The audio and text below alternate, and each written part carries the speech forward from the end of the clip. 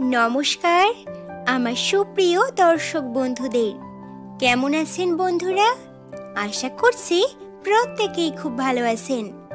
আপনাদের আরও একবার স্বাগত জানাই আমাদের এই সুন্দরম ইউটিউব চ্যানেলের নতুন একটি পর্বে।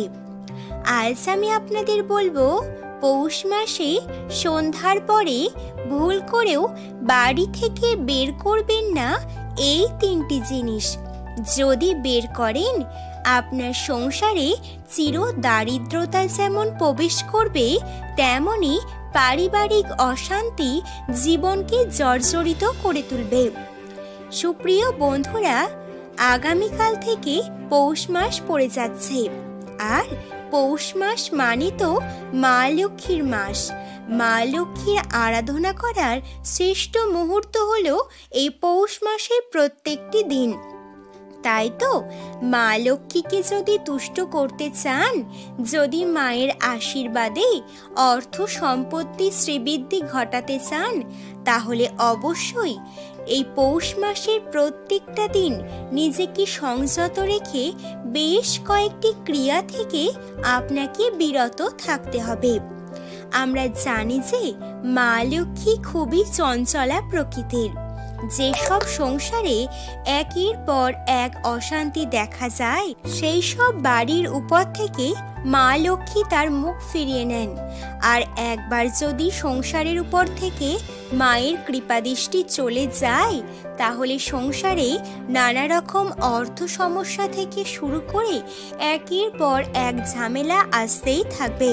তাই তো বন্ধুরা, পৌষ মাসে সন্ধ্যার পরে ভুল করেও বাড়ি থেকে কোন জিনিসগুলি বার করবেন না, সেটি জানতে হলে আজকের ভিডিওটি স্কিপ না করে সম্পূর্ণ দেখার অনুরোধ রইল। আশা করছি আজকের ভিডিওটি দেখার মধ্য দিয়ে আপনি অনেক অজানা তথ্য জানতে পারবেন। ভিডিওটি সম্পূর্ণ দেখার পরে যদি ভালো লাগে, অবশ্যই একটি লাইক করবেন এবং আমাদের এই ইউটিউব চ্যানেলটি সাবস্ক্রাইব করে পাশে থাকা নোটিফিকেশন বেলটি অন করে রাখতে ভুলবেন না। চলুন আর দেরি না করে মূল আলোচনায় প্রবেশ করা যাক। প্রথমত বলবো, যে জিনিসটি সন্ধ্যার পরে ভুল করেও বাড়ি থেকে বের করবেন না, সেটি হলো চাল। একদম ঠিক শুনেছেন বন্ধুরা, ধান থেকে যে চাল হয়, সেই চালের কথাই আপনাদের বলছি। আমরা জানি যে মা লক্ষ্মীর প্রতীক হলো এই চাল। চালের মধ্যে স্বয়ং মা লক্ষ্মী অধিষ্ঠান করেন। তাই তো বাড়িতে চাল রাখার পাত্রে যদি চাল না থাকে, ভুল করেও বলবেন না চাল ফুরিয়ে গেছে, বরং বলবেন যে চাল বাড়ন্ত। সুপ্রিয় বন্ধুরা, আমাদের এই অন্নের প্রতীক মা লক্ষ্মীকে যদি প্রসন্ন করতে চান, তাহলে পৌষ মাস কেন, বছরের কোনো মাসেই কোনো দিনেই সন্ধ্যার পর বাড়ি থেকে চাল বের করা উচিত নয়। সুপ্রিয় বন্ধুরা, আমরা জানি যে দান করা খুবই পুণ্যের কাজ। দান করলে কখনো কোনো রকম অভাব আসে না। এমনকি দানের সুফল এত গুণ বৃদ্ধি পাইছে, সেই ব্যক্তির করা সমস্ত পাপ নাকি খণ্ডন হয়ে যায়। তবে দান করার আগে কি জিনিস দান করছেন বা কখন দান করছেন, সেই বিষয়টি খতিয়ে দেখা দরকার। তাই তো জ্যোতিষবিদগণ থেকে শুরু করে বাস্তুবিদগণ সকলেই বলেছেন যে সন্ধ্যার পর যেসব ব্যক্তি এই পৌষ মাসে নিজের বাড়ি থেকে চাল বের করে কোনো দরিদ্র ব্যক্তিকে বা কোনো ভিক্ষুককে অথবা কোনো পাড়া প্রতিবেশীকে দান করেন, তার বাড়ি থেকে মা লক্ষ্মী চিরতরের মতন বিতাড়িত হন এবং সেই বাড়ির প্রত্যেক সদস্যের জীবনে অন্য কষ্ট নেমে আসে। অর্থাৎ বুঝতেই পারছেন জীবনে কতটা ভয়াবহ বিপত্তি নামতে চলেছে। তাই আপনি যদি এমনটা না চান, পৌষ মাসে সন্ধ্যার পরে ভুল করেও কাউকে চাল দান করবেন না। যদি চাল দান করারই থাকে, সূর্যাস্তের পূর্বে দান করে দিন। সূর্যাস্তের পরে কিন্তু বাড়ি থেকে চাল বের করাও কিন্তু উচিত নয়। দ্বিতীয়ত যে জিনিসটির কথা বলবো, সেটি হচ্ছে লবণ। সুপ্রিয় বন্ধুরা, পাড়া প্রতিবেশীদের মধ্যে অনেক জিনিসের দেওয়া নেওয়া হয়ে থাকে। কিন্তু অনেকেই হয়তো জানেন না যে লবণ হলো একটি পজিটিভ এনার্জিদায়ক দ্রব্য। এক চিমটি লবণ একজন দরিদ্র ব্যক্তিকে যেমন কোটিপতি বানিয়ে দিতে পারে, ঠিক তেমনি লবণকে যদি সঠিকভাবে ব্যবহার না করা হয় তাহলে একজন কোটিপতি কিন্তু রাস্তার ভিখারিও হয়ে যেতে পারে।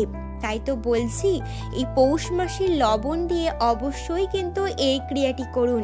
100% নিশ্চিত আপনি কোটিপতি হবেনই হবেন। তাই তো বলা হচ্ছে পৌষ মাসে সন্ধ্যার পরে বাড়ি থেকে লবণও বের করা উচিত নয়।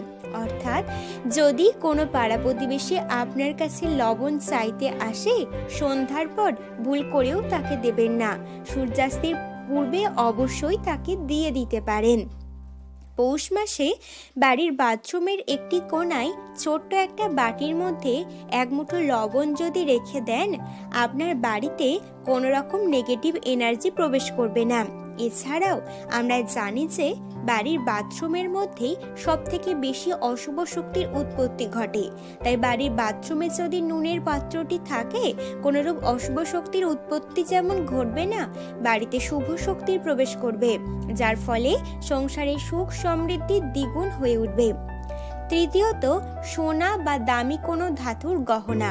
সন্ধ্যার পরে দামি কোনো ধাতুর গহনা ভুল করেও বাড়ির বাইরে বের করা উচিত নয়।